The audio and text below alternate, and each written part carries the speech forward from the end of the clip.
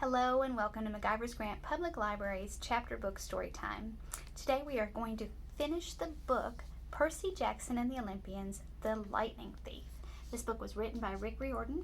He wrote the words, so he's the author, and we used the illustrated version by John Rocco. Isn't this beautiful illustrations all the way through? This book was published by Disney Hyperion, and we are halfway through chapter 22.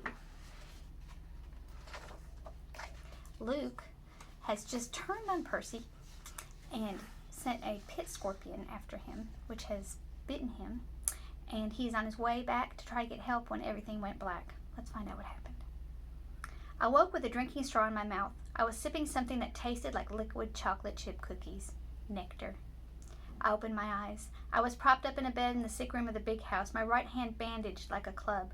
Argus stood guard in the corner. Annabeth sat next to me, holding my nectar glass and dabbing a washcloth on my forehead. Here we go again, I said. Or here we are again, I said. You idiot, Annabeth said, which is how I knew she was overjoyed to see me conscious. You were green and turning gray when we found you. If it weren't for Sheeran's healing. Now, Sheeran's voice said. Percy's constitution deserves some of the credit. He was sitting near the foot of my bed in human form, which is why I hadn't noticed him yet. His lower half was magically compacted into the wheelchair, his upper half dressed in a coat and a tie. He smiled, but his face looked weary and pale, the way it did when he'd been up all night grading Latin papers. How are you feeling? He asked. Like my insides had been frozen, then microwaved? Apt, considering that was a pit scorpion venom. Now you must tell me, if you can, exactly what happened. Between sips of nectar, I told them the story. The room was quiet for a long time.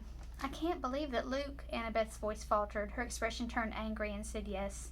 Yes, I can believe it. May the gods curse him. He was never the same after his quest. This must be reported to Olympus, Sheeran murmured. I will go at once. Luke is out there right now, I said. I have to go after him. Sheeran shook his head. No, Percy. The gods won't even talk about Cronus, I snapped. Zeus declared the matter closed. Percy, I know this is hard, but you must not rush out for vengeance. You aren't ready. I didn't like it, but part of me suspected Sheeran was right. One look at my hand, and I knew I wasn't going to be sword fighting anytime soon. Sheeran, your prophecy from the oracle. It was about Cronus, wasn't it? And me? And Annabeth? Here's a picture of Percy and Annabeth. Sheeran glanced nervously at the ceiling. Percy, it isn't my place. You've been ordered not to talk to me about it, haven't you? His eyes were sympathetic but sad. You will be a great hero, child. I will do my best to prepare you. But if I'm right about the path ahead of you... Thunder boomed overhead, rattling the windows. All right, Sheeran shouted. Fine. He sighed in frustration. The gods have their reasons, Percy. Knowing too much of your future is never a good thing. We can't just sit back and do nothing, I said.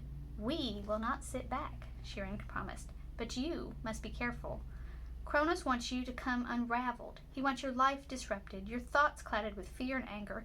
Do not give him what he wants. Train patiently. Your time will come, assuming I'm living that long. Sheeran put his hand on my ankle. You'll have to trust me, Percy. You will live, but first you must decide your path for the coming year. I cannot tell you the right choice. I got the feeling that he had a very definite opinion, and it was taking all of his willpower not to advise me. But you must decide whether to stay at Camp Half-Blood year-round or return to the mortal world for 7th grade and be a summer camper. Think on that.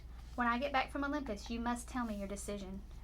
I wanted to protest. I wanted to ask him more questions, but his expression told me there could be no more discussion. He had said as much as he could. I'll be back as soon as I can, Sheeran promised. Argus will watch over you. He glanced at Annabeth. Oh, and my dear, whenever you're ready, they're here. Who's here? I asked. Nobody answered. Sheeran rolled himself out of the room. I heard the wheels of his chair clunk carefully down the front steps, 2 at a time. Annabeth studied the ice in my drink. What's wrong? I asked her. Nothing. She set the glass on the table. I just took your advice about something. You, need anything? Yeah, help me up. I want to go outside. Percy, that isn't a good idea. I slid my legs out of bed. Annabeth caught me before I could crumple to the floor. A wave of nausea rolled over me. I told you. I'm fine, I insisted. I didn't want to lie in bed like an invalid while Luke was out there planning to destroy the Western world. I managed to step forward, and then another, still leaning heavily on Annabeth. Argus followed us outside, but he kept his distance. By the time we reached the porch, my face was beaded with sweat. My stomach had twisted into knots, but I had managed to make it all the way to the railing. It was dusk. The camp looked completely deserted. Cabins were dark and the volleyball pits silent. No canoes cut the surface of the lake. Beyond the woods and the strawberry fields, the Long Island Sound glittered in the last light of the sun. "What are you going to do?" Annabeth asked me. We've got a really great picture, but I'm going to show you that in just a minute because we're not quite to the part. I don't know. I told her I got the feeling she wanted me to stay year-round, to put some more individual training time in, but I wasn't sure that's what I wanted. I admitted I'd feel bad about leaving her alone, though, with only Clarice for company. Annabeth pursed her lips and said quietly, "I'm going home for the year, Percy." I stared at her. "You mean to your dad's?" She pointed toward the crest of Half-Blood Hill. Next to Thalia's pine tree, at the very edge of the camp's magical boundaries, a family stood silhouetted. 2 little children, a woman and a tall man with blonde hair. They seemed to be waiting. The man was holding a backpack that looked like the one Annabeth had gotten from the Waterland in Denver. And there's that picture. Isn't that a pretty picture? It's like a family waiting there. What do you think's going to happen with Annabeth?